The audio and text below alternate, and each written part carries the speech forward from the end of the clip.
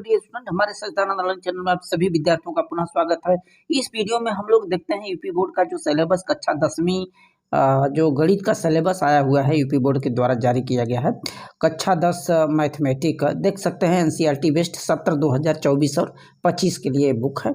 और आइए देखते हैं कि कौन से चैप्टर आपको इस वर्ष 2025 यूपी बोर्ड एग्जाम हेतु कवर करना है और अपन में एग्जाम की प्रिपरेशन, अपने मैथमेटिक्स पेपर की तैयारी, उसके अनुसार आपकी स्ट्रेटजी तैयार होनी चाहिए। यहाँ पर आप देख सकते हैं मैथ क्लास 10th और पाठ्यक्रम। आइए हम लोग देखते हैं। जैसा कि आपको मालूम हो कि 70 अंक का आपका लिखित परीक्षा होगा। 70 अंक में आपका 20 नंबर का objective question OMR based question और बाकी 50 अंक का डिस्क्रिप्टिव टाइप का क्वेश्चन पूछा जाएगा। बाकी जो 30 अंक का आपका प्रोजेक्ट कार्य होगा, स्कूल बेस्ड टेस्ट होंगे जो कि प्रोवाइड किया जाएगा स्कूल के द्वारा।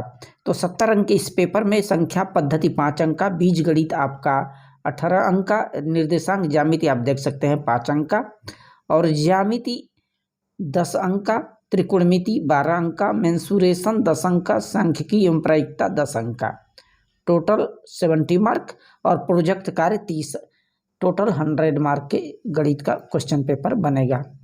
इसमें इकाई 1 संख्या पद्धति आपको स्टडी करना है वास्तविक संख्याओं के बारे में। जो प्रमेय होगा गणित में, उदाहरण करड़ी में 2, करड़ी में 3, करड़ी में 5 अप्रमेय संख्याएं हैं, इसको सत्यापित करना। इकाई 2 बीज गणित है, 18 अंक का पूछा जाएगा।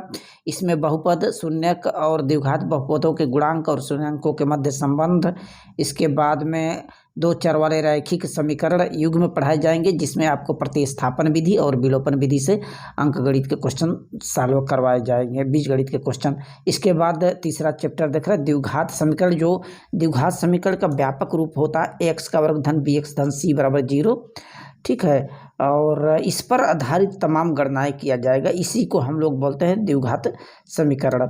और उससे संबंधित जो गुणनखंड पर आधारित जो क्वेश्चन होंगे अंकिक और विविक्तकर निकालना, मूलों की लक्षण, मूलों की प्रकृति, समांतर श्रेणियाँ, इनके बारे में स्टडी करना होगा आपको।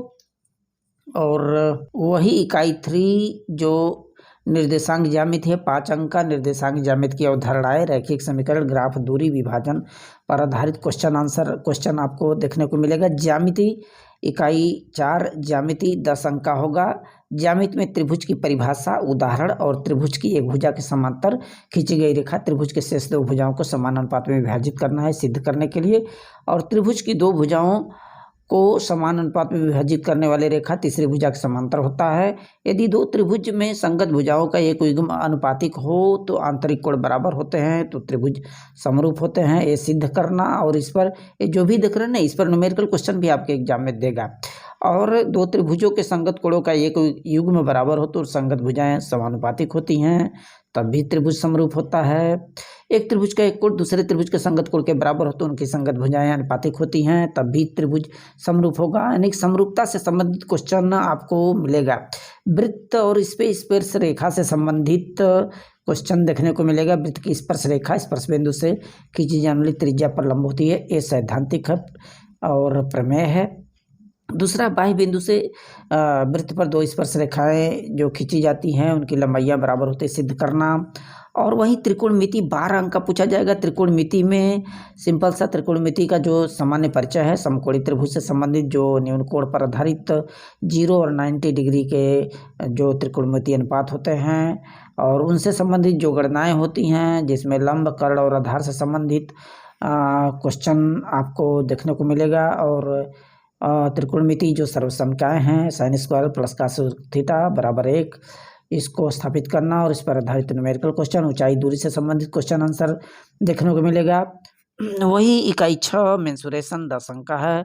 इसमें वृत्तों से संबंधित क्षेत्रफल और त्रिज्याखंड वृत्तखंड के क्षेत्रफल से संबंधित क्वेश्चन मिलेगा। मेंसुरेशन में पृष्ठीय क्षेत्रफल और आयतन मिलेगा।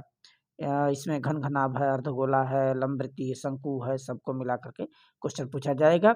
वहीं सांख्यिकी तथा प्रायिकता 10 अंक का होगा जिसमें सांख्यिकी वर्गीकरण, आंकड़ों का मध्य, माध्यिका, बहुलक तीनों देगा एवं प्रायिकता से संबंधित उसकी परिघटनाएं और उस पर आधारित जो क्वेश्चन देखने को मिलेगा आपको। So thanks.